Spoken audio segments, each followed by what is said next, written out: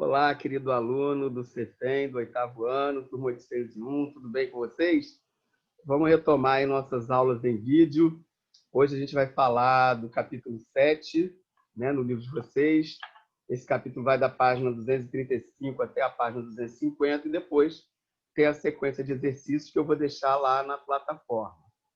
O capítulo 7, ele vai falar sobre a América, sobre dois aspectos: regionalização da América e integração. Regionalização, para poder falar sobre regionalização, vamos ver como é que se dá a regionalização mundial, né? Primeiro, para a gente poder depois falar sobre a regionalização da América. Primeira coisa para entender a regionalização da América é entender, então, o que é regionalizar. Região é um conceito geográfico, é um dos conceitos base da geografia, e regionalizar significa organizar o espaço geográfico em áreas, né, em áreas espaciais, em áreas menores do espaço analisado, com características semelhantes, né, mas de acordo com critérios pré-estabelecidos. Por exemplo, o Brasil, de acordo com o IBGE, ele tem as suas regiões geográficas: norte, nordeste, sudeste, sul e centro-oeste, né? Então, são regiões com características semelhantes, né? O norte ainda bastante com aspectos naturais, né? O nordeste num desenvolvimento ainda iniciante, né?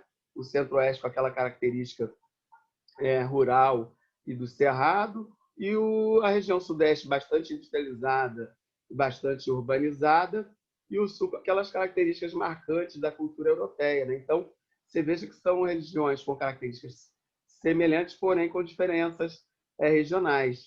Então, e o critério usado pelo IBGE é justamente os critérios geográficos e econômicos, né?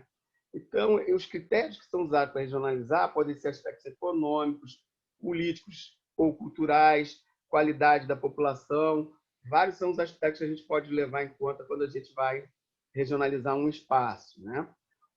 A regionalização do mundo, a mais conhecida, é aquela que a gente divide o mundo, né, de acordo com o desenvolvimento econômico, e aí a gente chama a divisão norte e sul, sendo os países do norte mais desenvolvidos, né, e os países do sul menos desenvolvidos e alguns até subdesenvolvidos, né?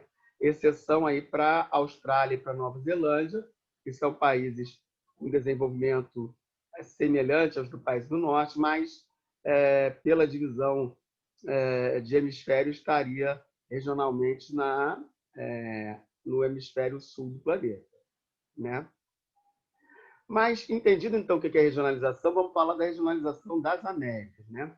E aí a regionalização das Américas, ela tem a ver com a língua e a economia que os europeus nos deixaram como herança, né?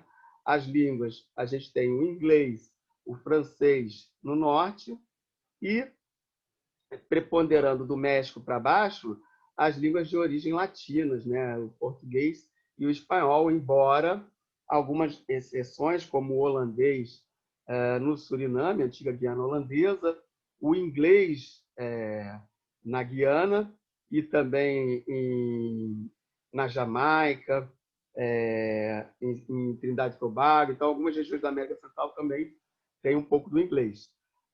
E na economia, a gente vai lembrar que a gente já estudou que a América Latina foi, sobretudo, colônia de exploração, né? Foi usada para ser exploradas as riquezas, e os países do norte, os Estados Unidos e o Canadá, tiveram uma colonização de povoamento. Então, isso também influenciou no diferencial econômico dessas duas regiões, né? E aí, então, a colonização de acordo com a língua e com a cultura, a gente vai ter o México para baixo, a América Central e a América Latina e a América do Sul, né? Que são as regiões geográficas, a América do Norte, do México para cima, a América Central do México até o Panamá e a América do Sul da Colômbia até o extremo sul do Chile, né? Então, essa é uma divisão, uma regionalização geográfica. Na regionalização por línguas ou por culturas, a gente tem a América Latina, que são os países cuja língua tem origem latina, como o português e o espanhol, com aquelas exceções, né, para Guiana Francesa, que a gente vai ter o francês, o Suriname, que é a antiga Guiana holandesa, a gente vai ter o holandês como língua, né? E na Guiana a gente vai ter algumas regiões com inglês, Trinidade e Tobago também um pouco de inglês, na no Haiti e na Jamaica também algumas comunidades falando inglês, mas a maior parte desses países falam o português e o espanhol, então é a América Latina, né? E a outra parte do continente americano, a gente vai ter a regionalização da América anglo-saxônica, que é aquela em que os países vão falar o inglês nos Estados Unidos, o francês em sua maior parte no Canadá, o inglês em sua maior parte no Canadá, mas uma parte também grande na região de Quebec fala francês, além da língua inuit, que é a língua dos povos inuites, né, que a gente conhece como esquimós, mas o nome certo é inuites, lá em parte do Alasca e parte do Canadá, e ainda tem o dinamarquês, porque a Groenlândia, as poucas populações que existem na Groenlândia, a Groenlândia é muito fria, então tem poucas pessoas lá, mas ela é uma colônia da Dinamarca, apesar de estar na América do Norte. Então lá as pessoas falam dinamarquês. Então é a América anglo-saxônica. Do ponto de vista de regionalização econômica, a América tem vários países e situações diferentes, né? Mas a grande diferença está justamente que os Estados Unidos e o Canadá, na América do Norte, são países altamente desenvolvidos do ponto de vista capitalista, né? Sendo os Estados Unidos, hoje, a maior potência capitalista do mundo, né? E o Canadá, seu vizinho, usufrui da vizinhança com os Estados Unidos, mas para ter também parceria nesse grande desenvolvimento econômico. E a América Latina, devido a ter sido colônia de exploração europeia e hoje exploração do império capitalista estadunidense, então a gente vai ter diversas diferenças econômicas na América Latina. Então a gente vai ter países emergentes como o Brasil, que é o principal país depois dos Estados Unidos e Canadá nas Américas, né? O México, que é um país extremamente emergente e também vive muito em função de ser próximo aos Estados Unidos e ter parceria econômica forte com os Estados Unidos e Canadá.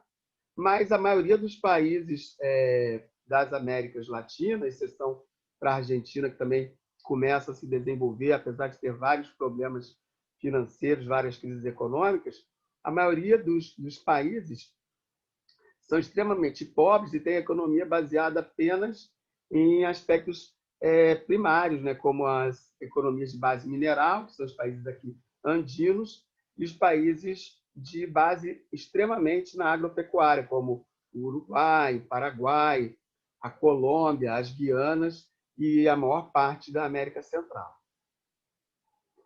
Aqui na América Latina, a gente ainda tem uma regionalização, uma divisão regional bastante forte, que é a gente separar o México, né, devido à influência que ele sofre da proximidade com a América do Norte, ele é um país que se diferencia dos demais da América Central, né? A América Central é extremamente pobre, extremamente subdesenvolvida, né? Dependente extremamente da economia, sobretudo norte-americana. As Guianas, que têm uma economia de subsistência, né? Muito agrária, mas tem um certo desenvolvimento em relação aos países da região, por ter origem europeia, né? Então, muitas das pessoas que vivem nas Guianas ainda têm ajuda, ainda têm apoio financeiro e econômico dos países de origem dessas regiões, que é Inglaterra, França e Holanda. A América Andina é formada pelos países que tem na sua característica geográfica a Cordilheira dos Andes, com exceção para a Argentina, que junto com o Paraguai e o Uruguai, por formarem a bacia do Rio da Prata, formam uma região que a gente chama de América Platina. E o Brasil, pelo seu destaque econômico nesse cenário de América Latina, né, a gente estuda o Brasil de uma forma separada da região, porque o Brasil tem características de grande potência emergente no contexto da América Latina.